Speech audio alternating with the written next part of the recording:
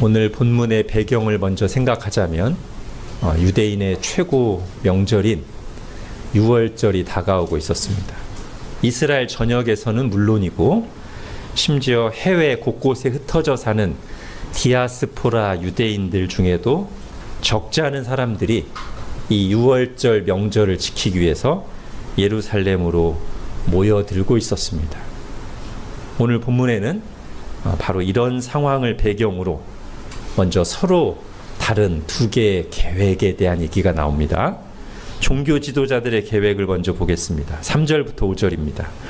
그때 대제사장들과 백성의 장로들이 가야바라 하는 대제사장의 관정에 모여 예수를 흉계로 잡아 죽이려고 의논하되 말하기를 밀란이 날까 하노니 명절에는 하지 말자 하더라. 자, 종교 지도자들의 계획이 뭡니까? 예수님을 죽이는 거예요. 4절에. 근데 5절에 보면 약간 세부 계획 하나가 추가됩니다. 뭐죠? 당장이라도 예수님을 죽이고 싶지만 예수님이 군중들한테 인기가 많으니 역풍이 날 우려가 있어서 특히 지금은 앞에서 말씀드렸듯이 유월절을 지키려고 예루살렘에 이스라엘 사람들이 엄청나게 많이 몰려 들어와 있습니다. 이런 상황에서 잘못 예수님을 잡으려고 했다가는 오히려 자기들이 해를 입을 수 있기 때문에 그래서 계획 또 하나가 뭐예요? 유월절만은 피하자. 이번 명절만은 피하자 였습니다. 이게 종교 지도자들의 계획인데 예수님도 유월절을 앞두고 제자들에게 앞으로 일어날 일을 말씀하십니다.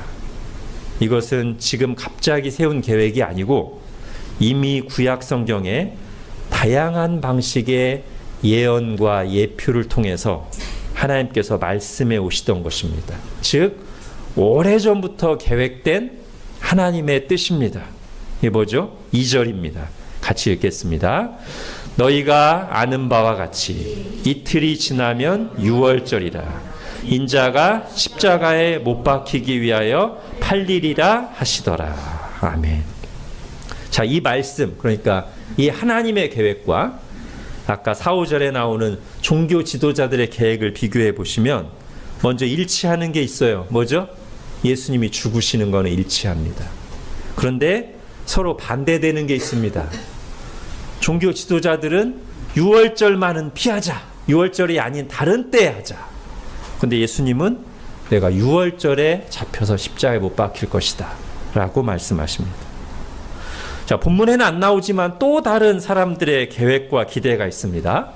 유월절을 명절을 지키려고 예루살렘에 온 적지 않은 군중들의 기대가 뭐예요? 예수님이 큰 권능으로 죽은 자도 살리시고 귀신도 쫓아내시고 떡 5개와 물고기 2마리로 5,000명을 배불리 먹이시는 그 엄청난 능력을 발휘하셔서 이번 명절에 마침 또 이 유월절이 구원절이거든요. 해방절이거든요. 옛날에 애굽으로부터 이스라엘이 해방된 그런 명절이니까 딱 타이밍도 맞잖아요.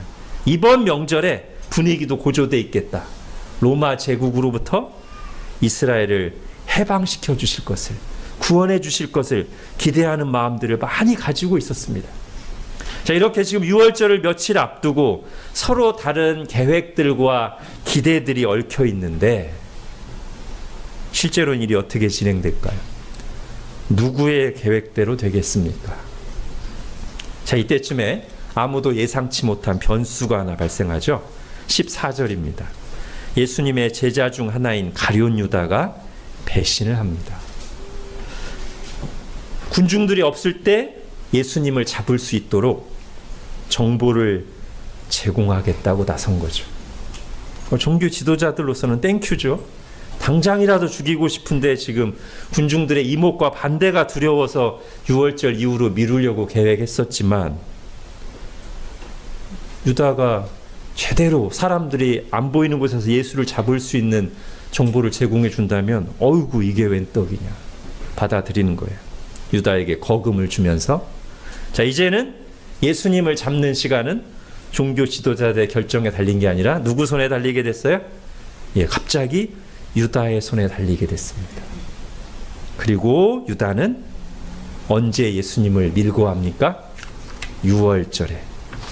종교 지도자들이 처음에는 그날만은 하지 말자고 했던 그 유월절 때 예수님을 밀고 합니다. 자, 왜 예수님은 유월절에 죽으셔야 됩니까? 아까도 말씀드렸듯이 유월절은 구원절입니다. 애굽에서 구원받은 날일 뿐 아니라 사실은 더 근본적으로 보면 하나님의 심판에서부터 구원받은 날이에요. 그 이름에도 들어있죠. 유월, 지나가는 거예요. 뭐가 지나가요? 하나님의 심판이. 그날 하나님께서 집집마다 어린 양을 잡아 피를 바르게 하시고, 문에다가 이렇게 피를 바르게 하시고, 애굽 전역을 심판하실 때 하나님께서 이 어린 양의 피를 보시고 이스라엘 백성을 심판하지 않고 넘어 지나가셨어요. 유월하셨어요. 자, 이 유월절 어린 양이 십자가에서 우리를 구원하시려 피 흘려 죽으실 예수님의 모형, 그림자, 예고편입니다.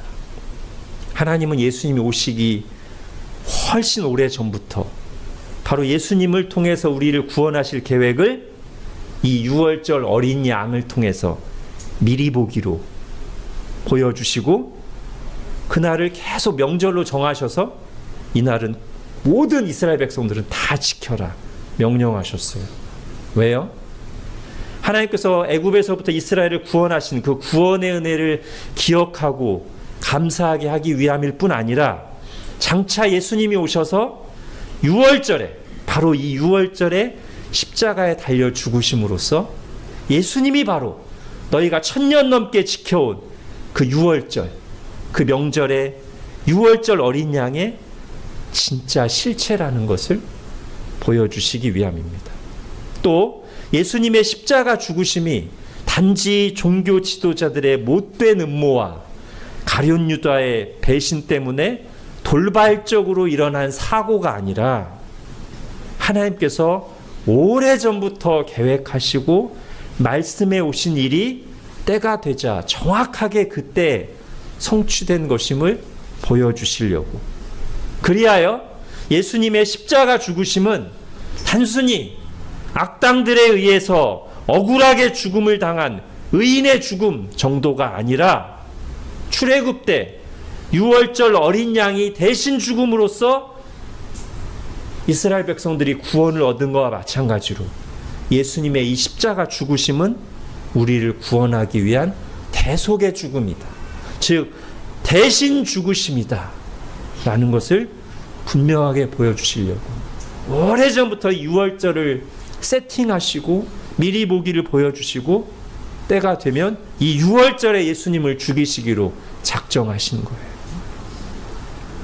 그래서 결국 유월절만은 피하자던 종교 지도자들의 계획이 아니라 이 유월절을 제정하실 때부터, 아니 그 전부터 하나님이 계획하신 대로 예수님이 유월절에 죽으셨습니다. 이게 성경이 분명히 가르치는 진리예요. 역사는 우연의 반복이 아니라 하나님이 계획하신 대로 흘러가는 것이라고. 즉 역사란 하나님의 계획이, 하나님의 작정이 성취되는 과정이요 무대다라는 것이 성경의 가르침입니다. 여러분 핸드아웃을 보십시오. 요리문답 7문 8문을 이어서 같이 읽겠습니다. 제가 문을 읽고 답을 같이 읽겠습니다. 하나님의 작정은 무엇입니까? 하나님의 작정은 그분의 뜻대로 계획하신 영원한 목적입니다. 그 목적을 따라서 하나님께서는 일어나는 모든 일을 자기의 영광을 위하여 미리 정하셨습니다. 하나님께서 그분의 작정을 어떻게 이루십니까? 하나님께서는 그분의 작정을 창조와 섭리의 일로서 이루십니다. 아멘. 자, 비유하자면 이런 겁니다. 여러분 주먹 있어요. 이게 지금 아직 시공간도 창조되기 전에, 영원 전에 하나님이 작정하신 모든 내용입니다. 이 안에 모든 내용이 다 들어있습니다. 그러다가 시간과 공간을 하나님이 창조하시고 역사를 시작하시면서 시간이 진행되면서 하나님이 계획하신 모든 것들이 역사 속에서, 시공간 속에서 펼쳐져서 하나님의 계획이 그대로 이루어지는 거예요. 자, 근데 오늘 본문에 보면 이 하나님의 계획이 이루어지는 과정이 어떤 면에서는 가룟 유다를 통해서 됐죠. 물론 가룟 유다는 하나님 뜻을 이루려고 그런 건 아닙니다. 철저히 자신의 이상과 욕심에 사로잡혀서 막판에 예수님을 배반한 거예요. 사실상 하나님을 정면으로 거스르며 하나님의 원수로 행동한 겁니다. 근데 아이러니하게도 그런 그 하나님을 정면으로 거스르는 하나님을 원수되게 하나님의 원수로 행동한 그것이 하나님의 계획을 성취하는 도구, 과정이 됐어요. 마치 요셉의 형들이 요셉의 꿈이 너무 마음에 안 들어서 요셉이 높은 사람이서 자기들이 그 동생 앞에 절하게 된다는 그 꿈이 너무 마음에 안 들어서 아예 그 꿈을 싹부터 없애버려야 되겠다 생각하고 동생을 죽이려다가 멀리 애굽의 노예로 팔아버렸는데 그게 오히려 요셉의 꿈, 하나님께서 요셉에게 주신 꿈이 성취되는 도구요 과정이 되었듯이 이번에도 그렇게 됐어요. 즉 하나님의 뜻을 의도적으로 거스르는 악인들, 그들의 못된 행동들마저도 하나님의 작정 안에 있다는 것입니다. 여러분 핸드아웃에 잠언 16장 4절 읽겠습니다. 시작. 여호와께서 온갖 것을 그 쓰임에 적당하게 지으셨나니 악인도 악한 날에 적당하게 하셨느니. 자, 성경 다른 곳에서도 그것을 말합니다. 사도행전 1장도 이어서 보겠습니다. 모인 무리의 수가 약 120명이나 되더라. 그때 베드로가 그 형제들 가운데 일어서서 이르되 형제들아 성령이 다윗의 입을 통하여 예수 잡는 자들의 길잡이가 된 유다를 가리켜 미리 말씀하신 성경이 응하였으니 마땅하도다. 시편에 기록하였으되 그의 거처를 황폐하게 하시며 거기 거하는 자가 없게 하소서 하였고 또 일렀으되 그의 직분을 타인이 취하게 하소서 하였도다. 아멘. 지금 이게 무슨 말입니까? 제자 중 한 명이 예수님을 배신해서 팔아넘길 것과 그가 마지막에 비참하게 죽을 것과 그런 내용들이 이미 다 예언되어 있다는 거예요. 하나님의 작정 안에 있다는 것입니다. 여러분 다시 한번 요리문답 7문답 그 중에 그 답 중에서요 그 두 번째 파트를 보십시오. 그 목적을 따라서 잘 보세요. 하나님께서 일어나는 모든 일을 자기의 영광을 위하여 미리 정하셨습니다. 여기에 하나님의 작정의 범위와 목적이 선명하게 나옵니다. 작정의 범위는 중요한 일부 일들이 아니라 뭐라고요? 일어나는 모든 일이고요. 작정의 목적은 자기의 영광을 위하여, 하나님의 영광을 위하여입니다. 이것이 오늘 본문에 나오는 구체적인 사건 속에서는 어떻게 나타나요? 가룟 유다의 배신까지도 포함한 모든 일을 하나님이 우리를 구원하시고 영광 받으시기 위해서 작정하셨다는 것입니다. 자, 이렇게 하나님께서 모든 걸 작정하셨고 그 일들은 반드시 일어난다는 사실을 들을 때 우리에게 생기는 여러 가지 질문들이 있어요. 그죠? 그 중에 아마도 제일 첫 번째로 나오는 질문은 주로 이것입니다. 아니, 하나님께서 모든 것을 정하셨고 그대로 이루신다면 인간의 행동에 대해서 책임을 물으실 수 있는가? 다 하나님이 정하신 건데 왜 정해놓고 그렇게 하니까 심판하셔? 자, 이것은 하나님의 작정과 인간의 자유의지의 관계에 대한 질문이라고 할 수 있는데요. 자, 쉽지 않은 내용입니다만 일단 우리가 이런 것을 고민할 때 성경으로 가야 돼요. 그러니까 처음에는 성경을 보다가 의문을 갖고 나서는 그 고민의 과정과 결론은 나 혼자 생각하거나 다른 것에서 답을 찾고서 에이 이렇게 가지 마시고 우리가 오직 성경이라고 했다면 성경에서 의문이 생겼다면 다시 성경 속에서 그 답을 찾아야 되는 것입니다. 자, 오늘 본문을 보십시오. 특히 오늘 본문에서 주님이 말씀하시는 것을 보십시오. 24절입니다.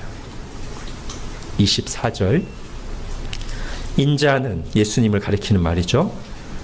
나 예수는 자기에 대하여 기록된 대로 가거니와 인자를 파는 그 사람에게는 화가 있으리로다. 자, 예수님의 이 말씀 속에는 하나님의 작정과 인간의 자유의지가 충돌한다는 생각을 전혀 발견할 수 없습니다. 오히려 지금 예수님은 뭐라고 말씀하시는 거냐면 하나님의 작정은 작정대로 이루어지고 인간은 자기가 선택하고 행동한 거에 대해서 책임을 져야 된다라고 말하는 것입니다. 자, 영원하신 하나님과 시공간의 한계 속에 있는 우리가 차원이 다른데 함께 존재하듯이 하나님의 영원하신 계획과 시공간 안에서의 우리의 자유로운 선택은 충돌하지 않고 함께 진행된다고 지금 주님이 말씀하시는 겁니다. 만일 우리가 하나님과 그분의 초월적인 능력까지도 우리의 한계적인 합리적인 사고의 틀에서만 생각하려고 하면 이 둘 중에 하나를 희생시키면서 끼워 맞출 수밖에 없어요. 즉 만약에 하나님의 작정이 사실이면 우리 자유의지라는 건 없지, 이렇게 이쪽을 희생시키거나 반대로 우리에게 자유의지가 확실히 있으려면 하나님 다 정해놓으셨다고 하면 안 되지, 이렇게. 근데 이런 게 왜 생기는 거예요?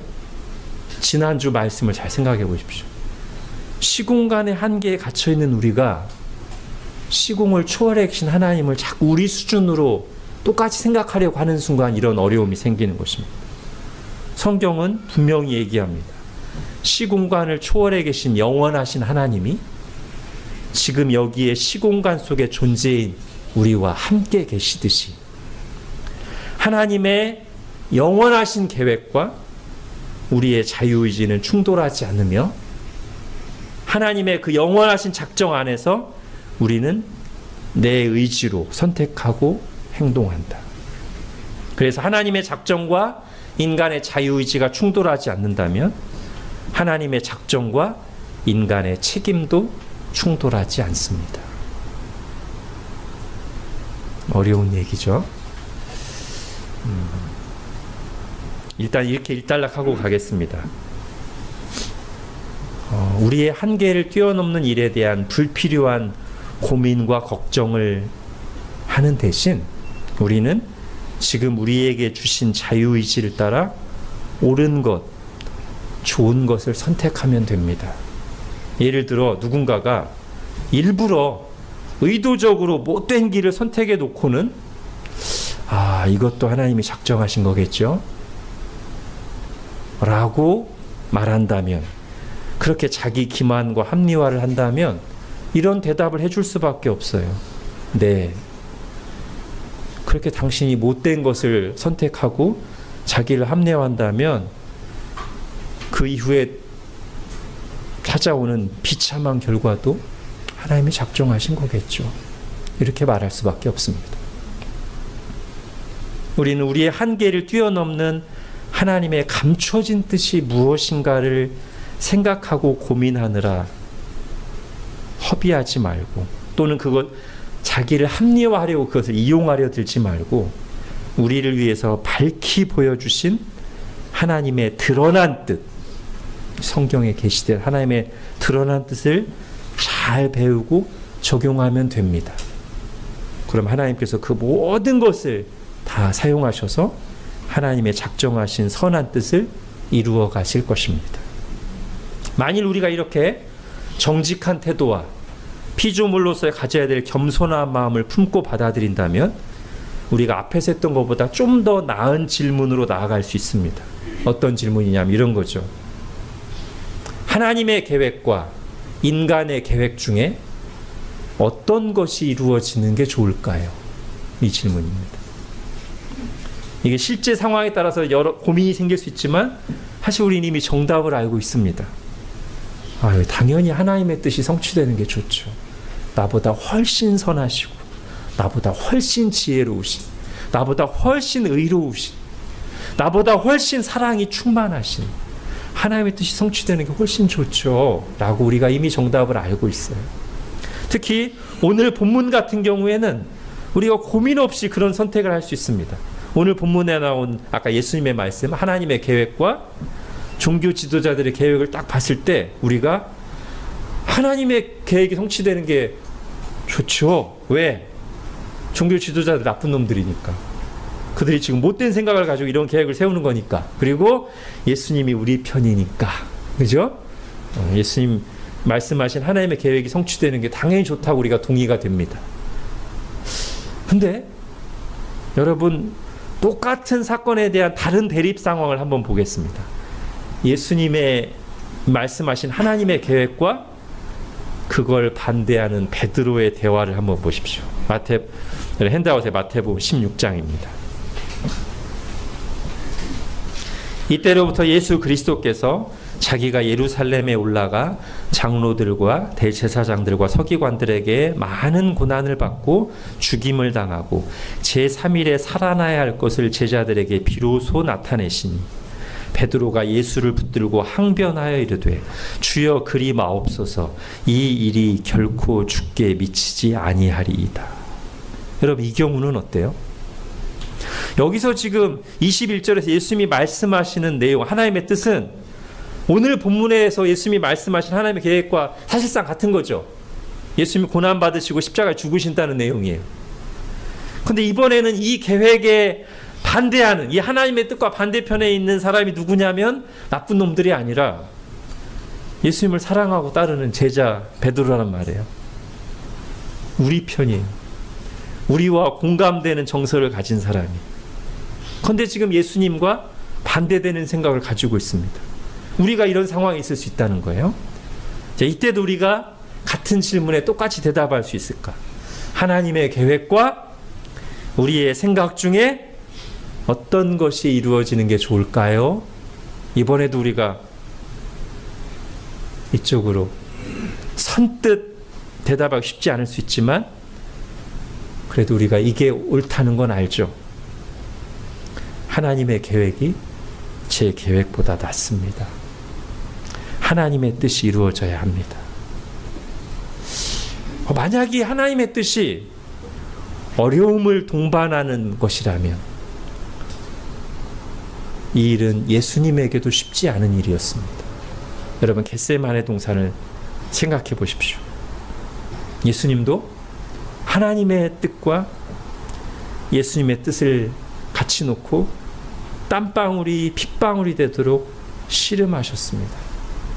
그러나 그 기도의 내용을 보자면 우리에게 어떤 본을 보여주십니까? 하나님, 제게 이런 뜻이 있지만 제 뜻이 아니라 하나님의 뜻이 이루어지게 해주십시오. 라고 순종의 기도를 드립니다. 자, 모든 일이 지나고 나서 우리가 큰 그림으로 볼 때 만일 베드로와 제자들의 바램대로 되었다면, 그래서 예수님이 십자가에서 죽으시지 않으셨다면, 또는 군중들의 바램대로 되었다면, 이때 이 유월절 명절에 예수님이 로마 제국을 파멸시키고 이스라엘을 해방시켰다면 그럼 어떻게 됐을까요? 당장에는 베드로와 제자들이 안심하고 그리고 이스라엘 군중들은 사이다. 예수님이 막 로마 제국 파멸시키고 이스라엘 해방시키니까 했겠죠. 그러나 그 뒤에는요, 그 제자들과 그 군중들이, 그리고 지금 우리가 이렇게 예수님을 믿고 구원을 받아서 하나님의 자녀가 되고 하나님 안에서 살아가는 일이 없었겠죠. 누구만 좋은 일입니까? 만약에 그렇게 됐다면 하나님의 뜻을 대적하고 우리가 파멸되기를 원하는 사탄만 좋아했겠죠. 그래서 예수님께서 베드로가 주님 절대 십자가를 지시면 안 됩니다 라고 했을 때 예수님이 베드로를 어떻게 강한 말로 책망하십니까? 사탄아, 내 뒤로 물러가라. 그건 사탄의 뜻이란 말이에요.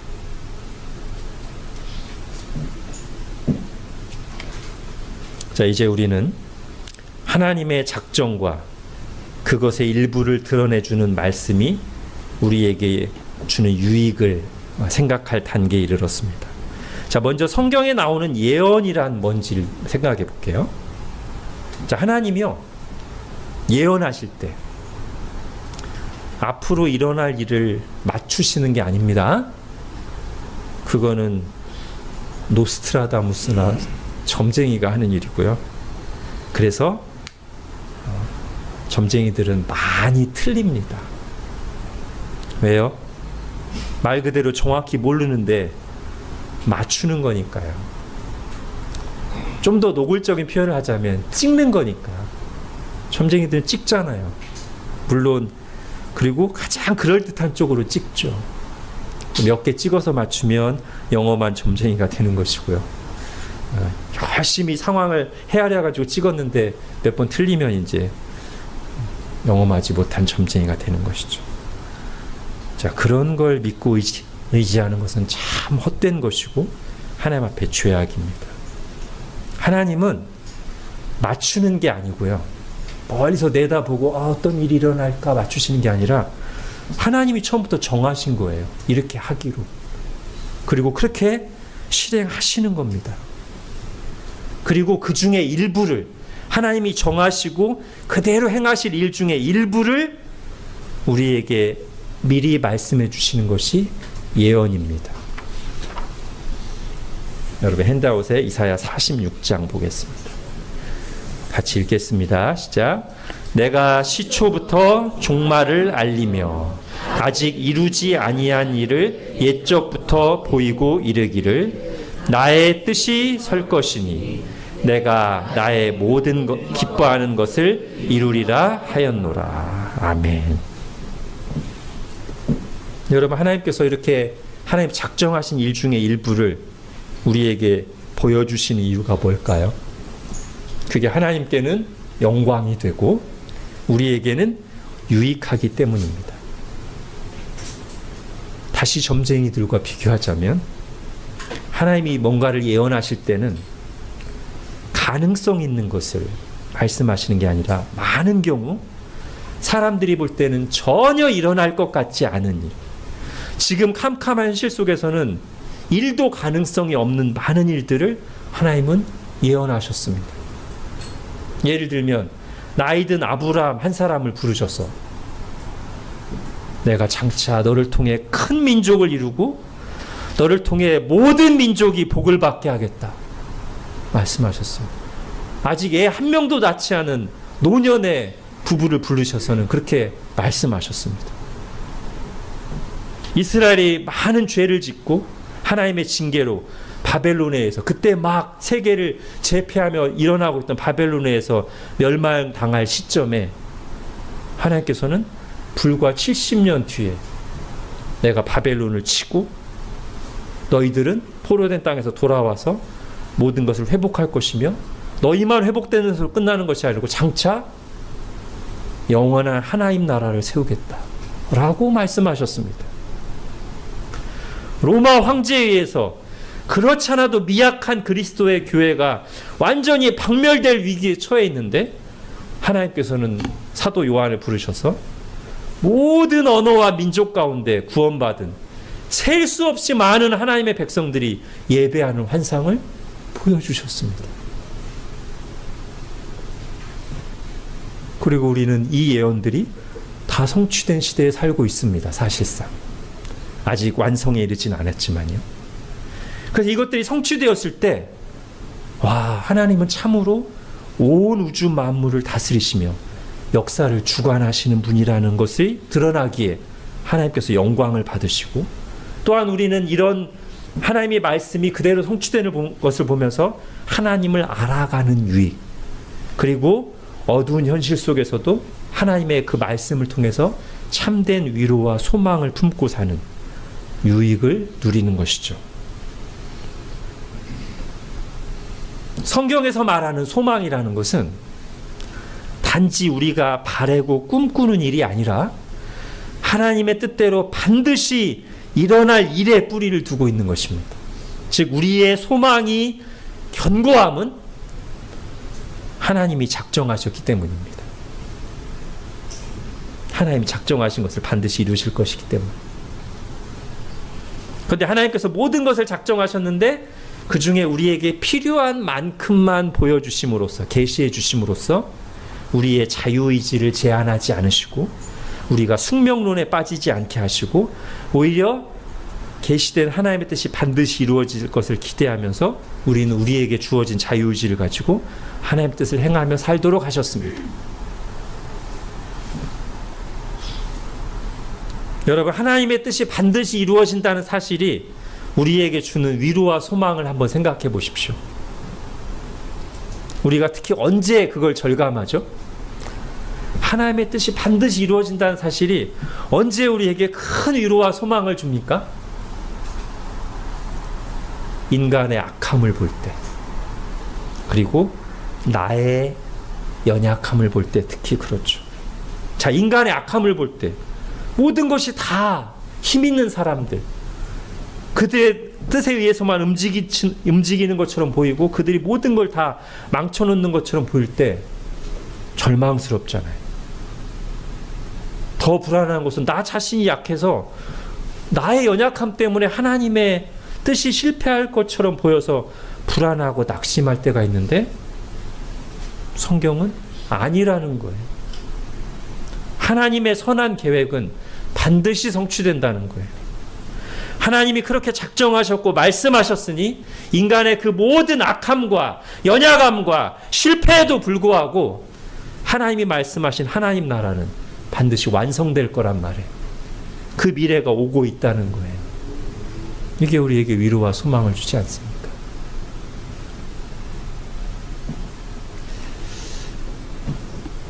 제가 청소년부 때 지도했던 제자 중에 한 명 중에 지금도 이제 가끔 연락하면서 교제하는 청년이 있는데 한 달쯤 전쯤에 저한테 또 이제 상담 전화가 왔습니다. 강박증이 있대요. 강박증이라는 것은 이 자매 같은 경우는 어떤 생각이 통제할 수 없이 떠오르는 거예요. 자기가 멈출 수가 없어요. 약한 생각이 떠오르는 거죠.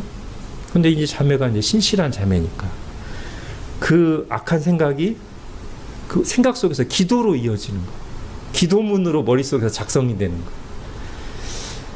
그러니까 결과적으로는 본인이 원치 않는데 악한 기도를 하는 생각이 막 계속 떠오르는 거죠.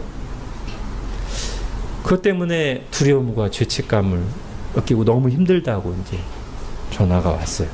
죄책감은 당연히 이제 악한 생각과 악한 기도를 물론 본인이 본인 의지로 하는 건 아니지만 계속 그러니까 죄책감이 든다는 거고, 두려움은 혹시라도 그 악한 기도가 응답될까 봐. 그럼 제가 자매를 위로하고 상담해 주면서 하나님이 우리의 모든 기도에 우리가 기도한 그대로 응답해 주지 않으시고 하나님의 선한 뜻대로 응답해 주신다는 사실이 왜 감사 제목인가를 또 새삼 발견했습니다. 우리의 잘못된 기도대로가 아니라 하나님의 선한 뜻대로 응답해 주신다는 게 얼마나 감사한 일인지. 물론 이 자매 같은 경우는 좀 극단적인 케이스이긴 합니다. 드러나게 악한 기도잖아요. 보통은 우리는 어떤 기도드려요? 적어도 우리 생각에 좋은, 우리 생각에 옳은 기도를 드리잖아요. 근데 아닐 수 있잖아요. 우리 생각에는 옳지만 좋아 보이지만 아닐 수 있는데, 만일 하나님이 우리가 기도하는 대로 기도한 그대로 기계적으로 들어주신다면, 우리가 앞니를 제대로 몰라서 우리의 욕심 때문에 잘못 구하는 것까지 그대로 들어주신다면 세상은 재앙에 휩싸이게 될 것이고 우리 인생도 결코 복되지 않을 것입니다. 하나님께서는 우리에게 구하라 하시고 우리 기도에 귀 기울이시고 응답하시되, 항상 우리가 구한 그대로 응답해 주시는 게 아니라 말씀에 약속하신 것처럼, 마태복음 7장 12절에 약속하신 것처럼 하물며 하늘에 계신 너희 아버지께서 구하는 자에게 좋은 것으로 주시지 않겠느냐. 이렇게 말씀하시니 얼마나 복됩니까? 여러분, 우리가 하나님 앞에 나가서 담대히 기도하며 감사할 수 있는 이유는 하나님께서 우리의 기도를 들으시겠다고, 응답하시겠다고 약속하셨기 때문이고, 또 하나는 우리가 기도할 때 하나님께서 좋은 것으로 응답해 주실 것이기 때문 아니겠습니까? 이걸 오늘 하나님의 작정교리에 적용한다면, 우리가 잘 아는 유명한 구절, 잠언 16장 9절, 사람이 마음으로 자기의 길을 계획할지라도 그의 걸음을 인도하시는 이는 하나님이시라고 하셨는데, 하나님께서 우리 뜻대로, 우리가 원하는 대로 우리 인생을 이끄시는 것이 아니라 그보다 비할 수 없이 높은 지혜와 능력을 가지고 하나님의 선한 계획대로 하나님께 영광이 되도록 우리를 이끌어 가심이 얼마나 감사한 일입니까? 어리석은 양들의 좁은 시야와 자기 중심적인 고집대로 가도록 우리 인생을 내버려 두지 않으시고, 공의와 사랑이 무한하시고 불변하시고 영원하신 선한 목자께서 나를 이끄심이 얼마나 감사한 일입니까? 자, 마지막으로 작정교리가 어려운 이유를 한번 생각하고 이 작정교리 앞에서 우리가 어떤 태도를 취해야 될지 생각해 보겠습니다. 여러분, 작정교리가 왜 어려울까요? 우선 첫 번째는 우리의 한계를 뛰어넘는 일이니까, 그죠? 우리를 초월하신 시공간을 넘어서는 영원 속에서 하나님의 계획. 그래서 우리가 이해하기가 어렵습니다. 비유하자면 너무 큰 그림이라 작은 우리가 그걸 다 이해하기가 어려워요. 근데 우리가 작정교리를 어려워하는 또 하나 이유가 있습니다. 첫 번째는 이해하기 어려운 거고요. 두 번째는 받아들이기가 어려워요. 우리의 자기 중심성 때문에 내 뜻과 다르게 하나님이 인도하신다는 것을 받아들이는 게 어려워요. 이해하기가 어렵고 받아들이기가 어려워요. 이 두 가지 어려운 문제를 해결하는 공통 키워드가 뭘까요? 겸손입니다. 첫 번째 문제, 이해하기 어려운 이 문제에 대해서 우리가 어떤 겸손을 가지면 돼요? 네, 나의 한계를 인정하면 돼요. 아유, 제가 어떻게 하나님을 다 이해할 수 있겠습니까? 피조물이 어떻게 창조주를 다 알 수 있겠습니까? 여러분, 우리가 성경을 볼 때 이 자세가 반드시 필요합니다. 이 겸손. 두 번째는 또 어떤 겸손이 필요해요? 내가 중심에서, 내가 보좌에 앉아있는 그 교만의 자리에 내려와서 하나님을 중심에 모시는, 하나님을 보좌에 두고 그 앞에 딱 서 있는 그 겸손이 또 필요합니다. 그래서 여러분, 성경은 뭐를 최고의 지혜라고 얘기하냐면 IQ가 좋고 이성적인 사고를 깊이 해서 모든 것을 깨닫고 판단하는 것을 최고의 지혜라고 말하지 않고요. 하나님 앞에서 우리의 한계를 인정하고 하나님을 경외하고 신뢰하는 것이야말로 지혜의 정수라고 말합니다. 성경에 지혜서라는 책들이 있거든요. 장르가 세 권이에요. 욥기, 잠언, 전도서. 이게 지혜서입니다. 이 지혜서에서 일관되게 말하는 지혜가 그거예요. 먼저 여러분 핸드아웃에 잠언 9장 보십시오. 같이 읽겠습니다. 시작. 여호와를 경외하는 것이 지혜의 근본이요 거룩하신 자를 아는 것이 명철이니라. 자, 그럼 어떤 게 하나님을 경외하는 것인가? 좀 더 우리에게 와닿게 풀어놓은 구절이 잠언 3장이라고 할 수 있습니다. 같이 읽겠습니다. 너는 마음을 다하여 여호와를 신뢰하고 내 명철을 의지하지 말라. 너는 범사의 그를 인정하라. 그리하면 내 길을 지도하시리라. 스스로 지혜롭게 여기지 말지어다. 여호와를 경외하며 악을 떠날지어다. 아멘. 네가 대단하게 똑똑하다고, 하나님에 대해서 모든 걸 다 알 수 있다고 생각하지 말라는 거예요. 네 인생에 대해서도 네가 다 알 수 있고 네 뜻대로 할 수 있다고 생각하지 말라는 거예요. 겸손하라는 거예요. 그게 지혜라는 거예요. 욥기는 또 어떻습니까?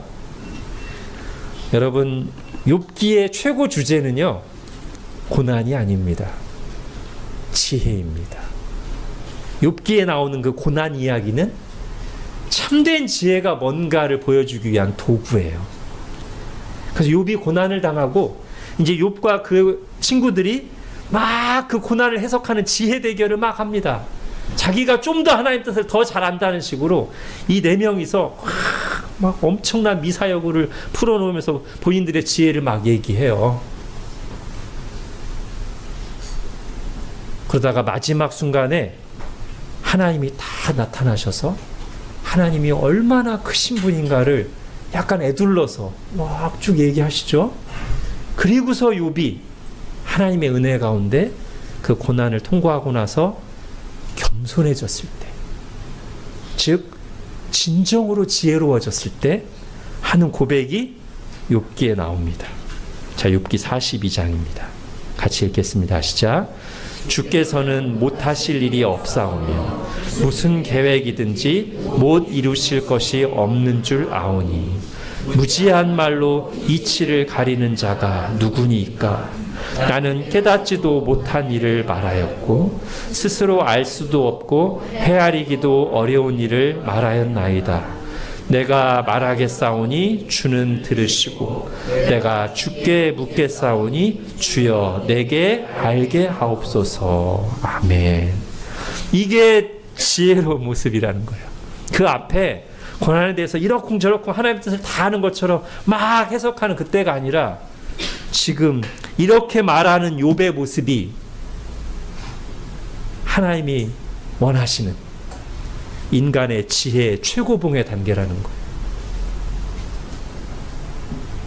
먼저 하나님을 인정하는 말이 나오죠. 주께서는 못하실 일이 없사오며 무슨 계획이든지 못 이루실 것이 없는 줄 아오. 이렇게 하나님을 인정하고 신뢰하는 것. 그 뒤에는 그 하나님의 위대하심과 하나님의 뜻 앞에 내가 얼마나 보잘것없고 작은지, 나의 이해의 폭이 얼마나 적은지 그걸 깨닫고 하나님 앞에 인정하는 것. 그러면서 그 앞에 엎드려 주님 말씀하십시오. 제가 주님의 말씀을 아멘으로 받겠사옵니다. 이게 지혜라는 거예요. 자, 이제 마무리하겠습니다. 또 한 권의 지혜서가 남았죠. 전도서입니다. 자, 이제 저는 전도서의 마지막 구절이 오늘 설교의 마무리로서 참 좋다고 생각돼요. 즉, 성경이 가르치는 하나님의 작정에 대한 교훈을 다 듣고 난 뒤에 우리가 가져야 될 자세를 전도서가 이렇게 잘 정리해서 말해주고 있습니다. 자, 전도서 같이 읽겠습니다. 시작. 일의 결국을 다 들었으니 하나님을 경외하고 그의 명령들을 지킬지어다. 이것이 모든 사람의 본분이니라. 아멘. 기도하겠습니다. 하나님, 오늘 우리의 한계 속에서는, 그리고 늘 자기중심적이고 교만해지기 쉬운 우리에게는 이해하기도 또 받아들이기도 쉽지 않은, 그러나 성경이 분명하게 가르치고 있는 진리인 하나님의 작정에 대한 말씀을 들었습니다. 하나님께서 영원 속에서 하나님의 선한 뜻 가운데 모든 것을 계획하셨고, 시공간 속에서 우리의 자유의지와 충돌되지 않게 하나님의 그 선한 뜻을 펼쳐가시며 그리하여 인간의 모든 악함과 나의 연약함에도 불구하고 주님께서 작정하신 것, 그리고 그 가운데 보여주신, 일부를 보여주신 말씀대로 하나님의 선한 뜻이 역사 속에서 지금까지 이루어져 왔고, 그리고 마지막에 하나님의 영광이 찬란하게 드러나도록 완성될 것임을 오늘 말씀을 통해 들었습니다. 하나님, 우리의 좁은 생각으로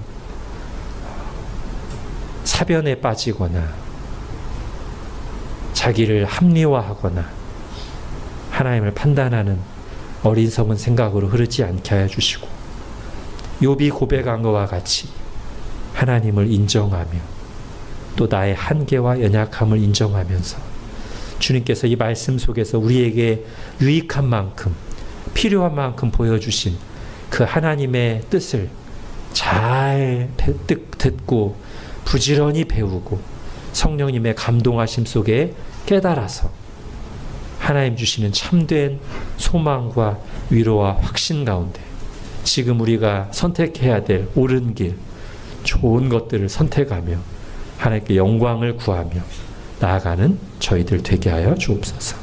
예수님의 이름으로 기도합니다. 아멘.